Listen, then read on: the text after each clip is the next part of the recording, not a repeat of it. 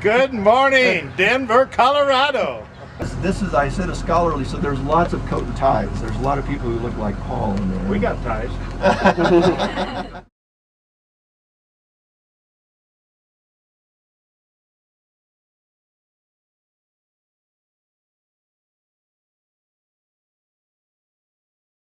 And so the current performance that we did down in Denver came about because I'm a member of the Society for American Music.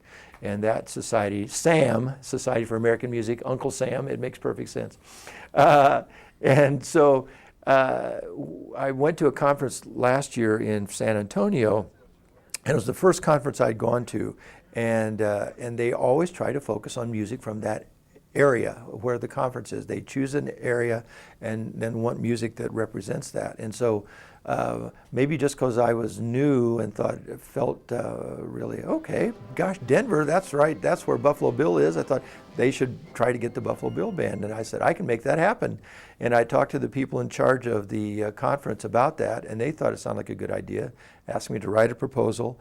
I came, did that over the summer of last year. That would have been 2008. And sent it down to them, and they really enjoyed it, and I got approved by it. Oh gosh, that would have been in August and or September, and so we got the program approved. I sent an email out to the Buffalo Bill Band people and asked if anybody wanted to go to this conference in March.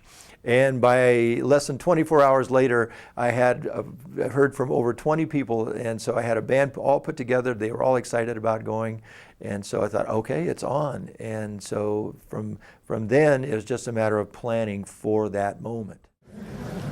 Before we begin the formal program, and I want to warn you, by the time this is over, you're going to be heartily tired of my voice because I'm supposed to lend the scholarly tone to this outfit.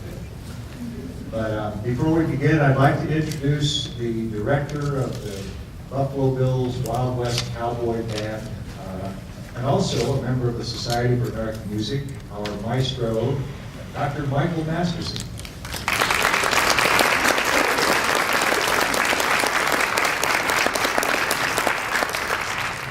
Thank you very much. It's so great to be here with this band and playing this music. And I sure thank Sam and the people the executive committee and all the folks who listened to all the things we sent and accepted our proposal to come and play with this band. We are all from Northwest Wyoming and Southern Montana. I mean, we are community members. We have a few music educators in here, of course, but we have also just people who like to play instruments. From the Billings Community Band, from a Finn band, other ethnic kind of bands up there, and so we have a lot of people interested in these things. And when the research that I did on Buffalo Bills music, living in Powell, Wyoming, next to the museum in Cody, the Buffalo Bill Historical Center, we created a recording by the America's Brass Band, and when people heard that music, they said, we want to recreate it right in Cody. And so we started with this Buffalo Bill Band recreating the music from that recording and other things now too. But when we got the invitation to come, I sent an email out to everybody, band member, which is, gosh, 30, 40 plus people, and in 12 hours I had this band and more, people who wanted to come and play this music. This is not like traveling with students, it's so much easier. But all these people had to take off from work, and do all kinds of things. And so it's wonderful to have them all here. And I've asked them, Paul Fees is our past curator of the Buffalo Bill Museum at the Buffalo Bill Historical Center in Cody, Wyoming. And it was he and I put together the proposal to make the recording, and so it's so good to have Paul here. He brings an historical context as an American historian to Buffalo Bill and the Wild West show that I know you're going to enjoy. We also have some PowerPoints that should give you a sense visually of what a Wild West show was like. Some of them are from the original show, and they're pretty faded by now, but some of them are from a movie in the 1930s with Barbara Stanwyck as Annie Oakley.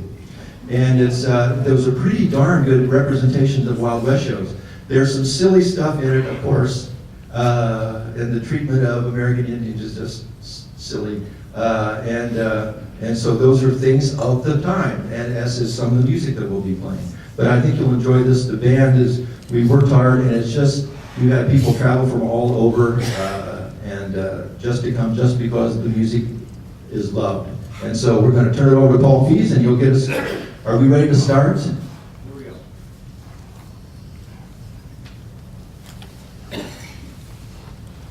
Buffalo Bill had come onto the national scene already in the early 1870s. But in 1882, his hometown folks in North Platte, Nebraska, asked him to put together a celebration for the 4th of July.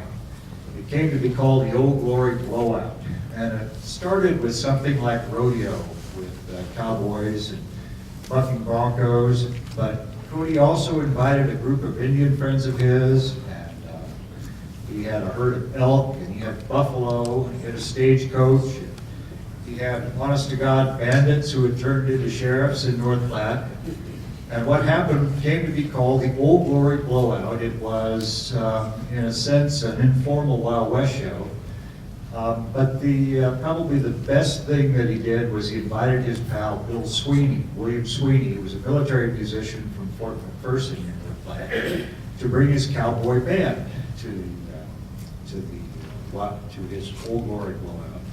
It was such a grandly received entertainment that he put it together the next year as a Wild West show, and in 1883 began touring. Now, 100 years later, in Cody, Wyoming, we put together a Wild West show to celebrate the centennial. And I wanted to point out that Mike was being a little modest about the attainments of this band when he was introducing everyone. There are several members of this band, including your director, who have actually played Wild West music for a Wild West show. And in fact, we did it again in 1996, so there are about a half a dozen members of this band who have actually played for a Wild West show, not just on stage, but in the show itself. Another little note of authenticity to celebrate the occasion of this visit to Denver. This is one of Buffalo Bill's own hats.